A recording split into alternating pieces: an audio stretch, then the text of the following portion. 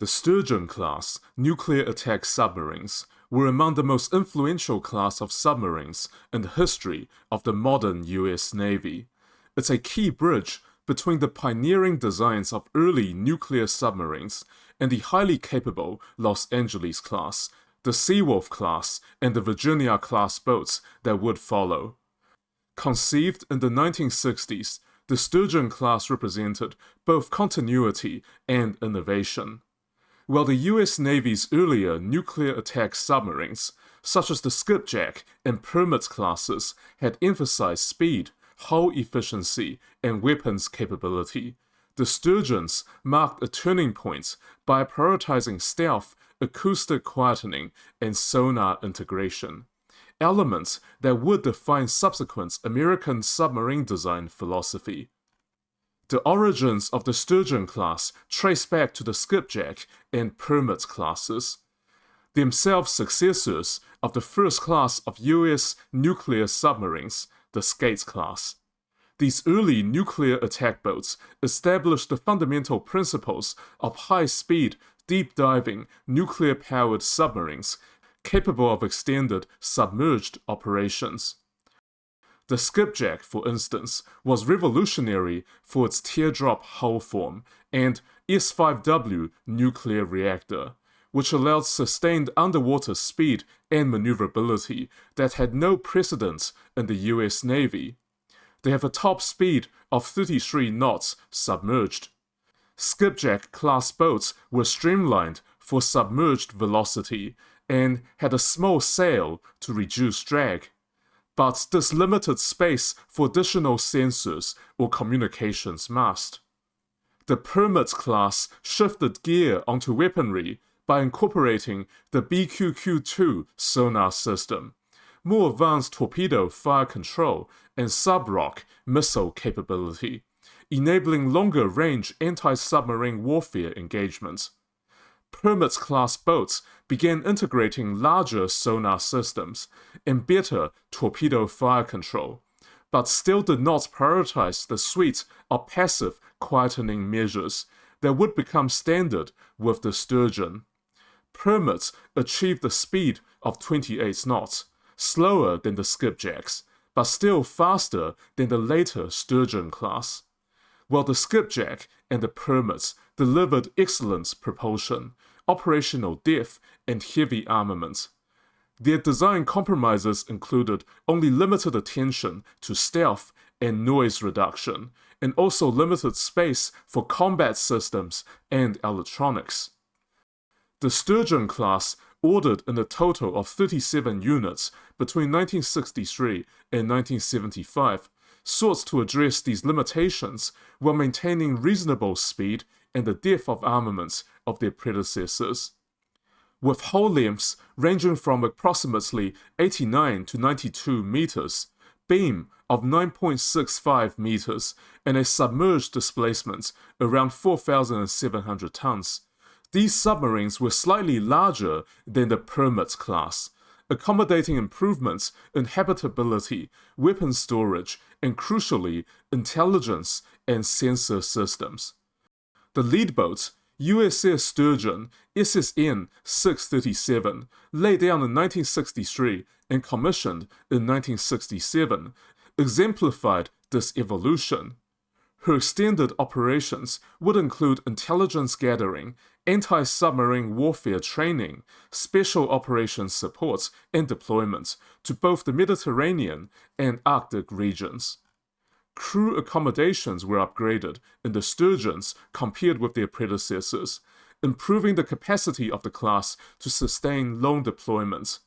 Standard complements were around 107 officers and enlisted personnel, slightly higher than the prior classes to account for expanded electronics, sensor suites, and special operation teams.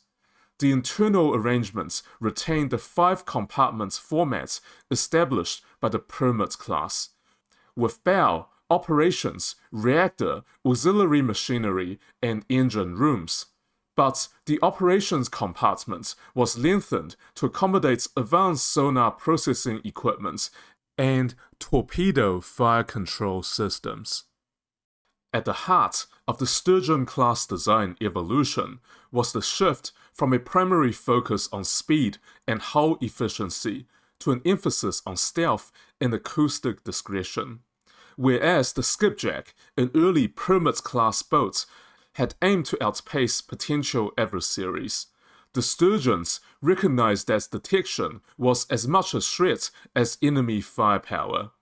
The US Navy had observed Soviet advances in submarine speed and missile technology, particularly the Alpha-class submarines, capable of exceeding 41 knots per hour. Rather than attempting to match these speeds, the Sturgeon class prioritized quietening measures that would make detection by sonar and other acoustic sensors far more difficult. Several structural and engineering decisions reflected this new focus. The hull was lengthened and internal arrangements reconfigured to reduce noise transmission. Machinery was mounted on sound-isolating raft, and sensitive equipment connected with rubberized fixtures to minimize vibration transfer to the pressure hull. The sail was enlarged relative to its predecessors, allowing additional periscopes, mast, and intelligence-gathering equipment to be integrated without compromising hydrodynamics. The fair water planes were relocated to the sail and could rotate 90 degrees, a design inspired by the skipjack but optimized for stealth and surface clearance in Arctic operations. Even torpedo doors and water intakes were carefully refined to minimize bubble noise, while sonar domes at the bow were progressively improved with glass-reinforced plastic and rubber coatings to reduce acoustic reflection.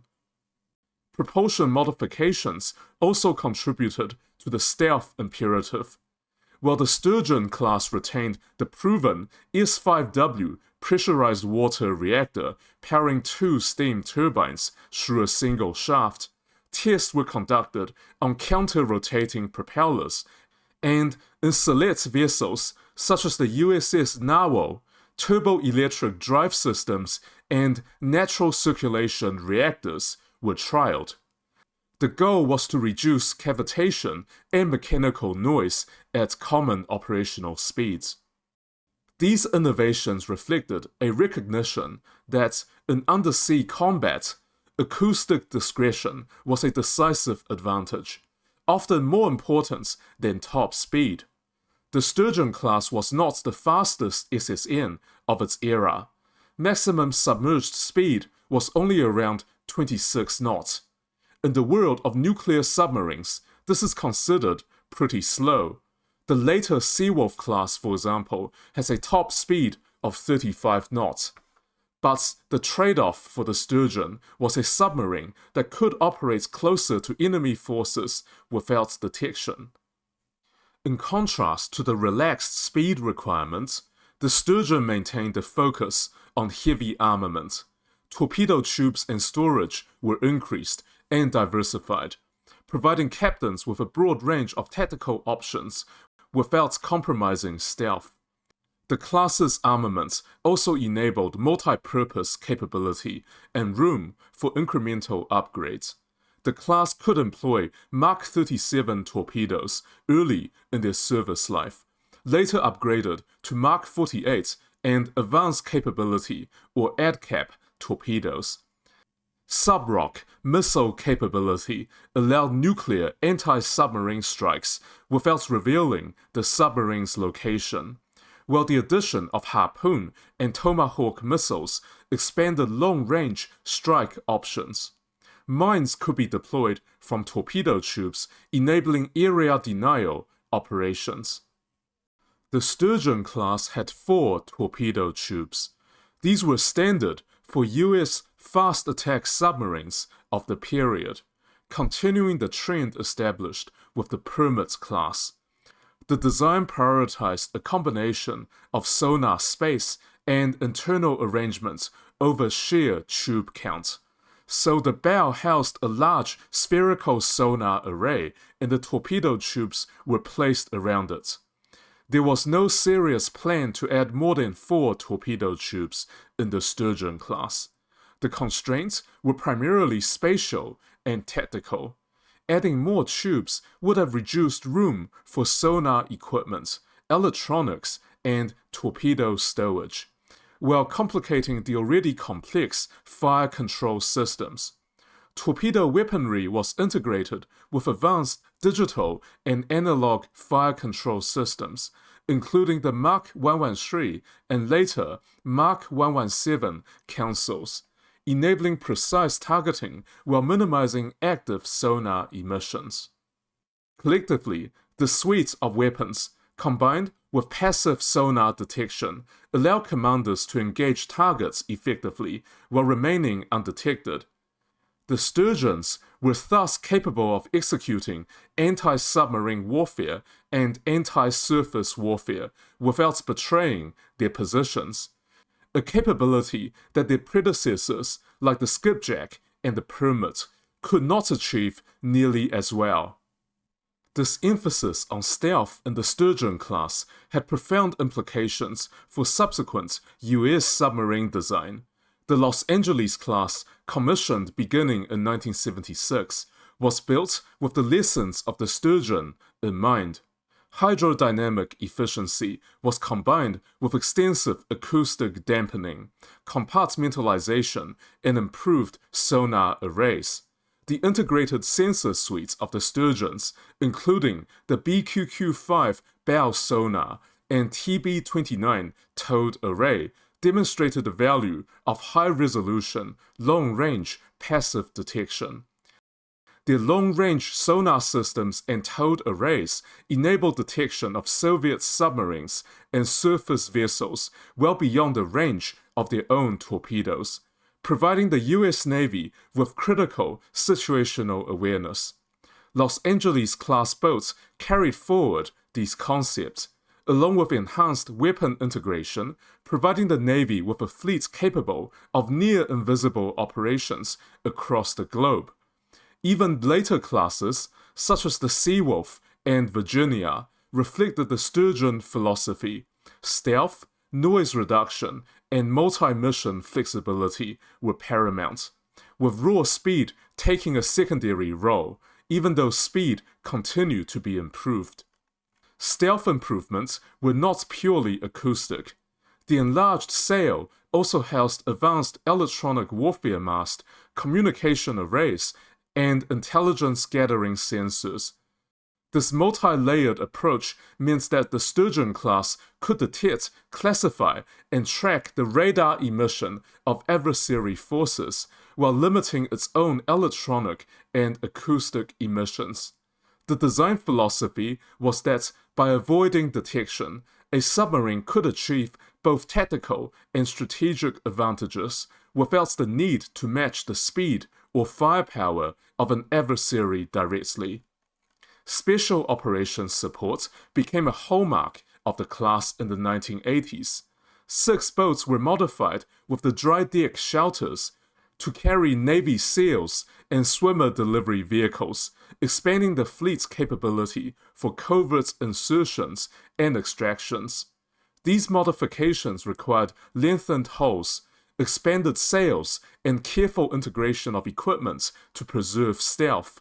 In some cases, boats such as the USS Patch were extensively rebuilt to maximize intelligence gathering and special operations capacity, demonstrating the adaptability of the Sturgeon class. The shift in design philosophy represented the maturity of U.S. undersea warfare tactics. Submarines would remain unseen and gather intelligence, strike effectively, and withdraw undetected. The Sturgeon class proved this concept in practice, laying the foundation for the next several decades of submarine operations. The class as a whole benefited from iterative design improvements throughout production. Early hulls incorporated lessons learned from construction delays, submarine losses, and testing of new systems. Later boats featured lengthened operations compartments, larger sails, and advanced sonar arrays.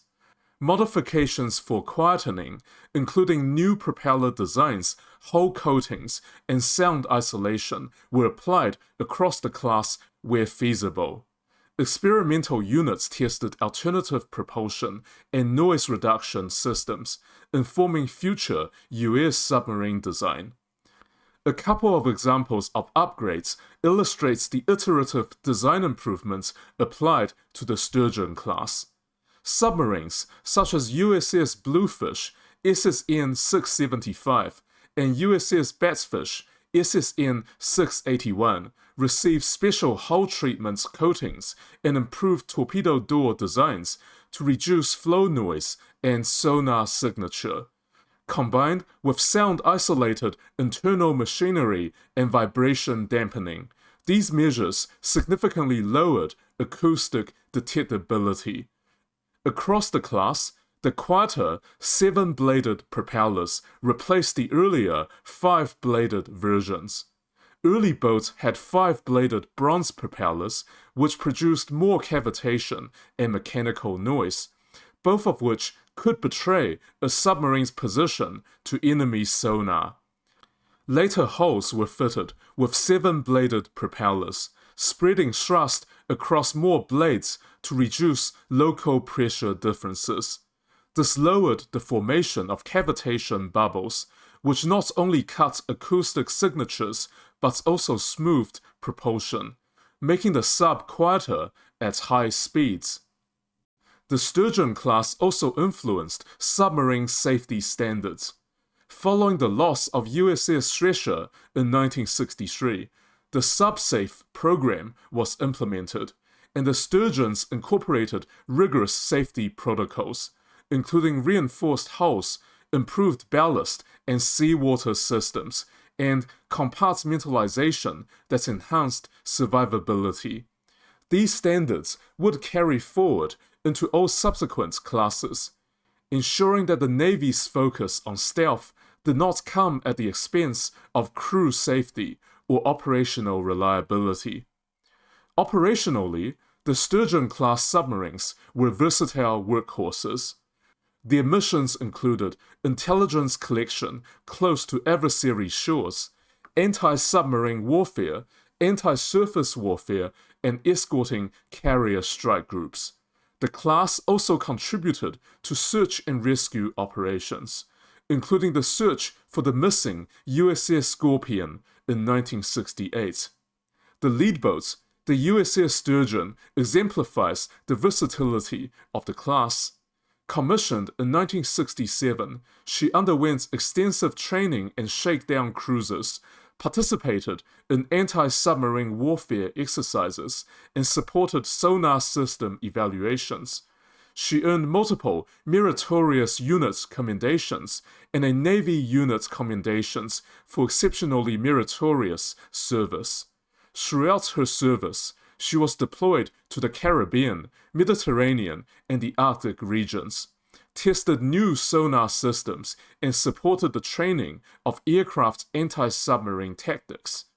Her career illustrates both the breadth of missions performed by the Sturgeon-class submarines and the strategic importance of their quietening and intelligence-gathering capabilities. By the time the USS Sturgeon was decommissioned in 1994, the class had served for nearly 3 decades, participating in intelligence collection, tactical development, and Cold War deterrence. The final recycling of her nuclear systems marked the end of an era, but only the beginning of a lasting legacy. From a historical perspective, the Sturgeon class represents a bridge between the early nuclear attack submarines of the 1960s and the multi-mission, highly stealthy boats of the late Cold War and post-Cold War eras. Modern US attack submarines owe much to the innovations pioneered by the Sturgeons. Emphasis on quietening, long-range passive sonar, and torpedo fire control, and the ability to operate undetected in a variety of theaters. The Sturgeon class demonstrated that, in the undersea domain, invisibility and information dominance were as important as raw speed or firepower. While the skipjack and the permit classes emphasize speed, depth, and weapons capability, the Sturgeons recognized that the primary advantage in undersea combat was invisibility and the early detection of opposing submarines. Innovations such as the 7-bladed propeller and new acoustic coating continue to be used in the Los Angeles class. They represented a fundamental shift in the US Navy's approach to undersea warfare, prioritizing stealth, quietening, and sensor integration over purely physical performance. The Sturgeon class sets the stage for the Los Angeles, Seawolf, and Virginia classes, establishing a template for modern submarine design in the US Navy.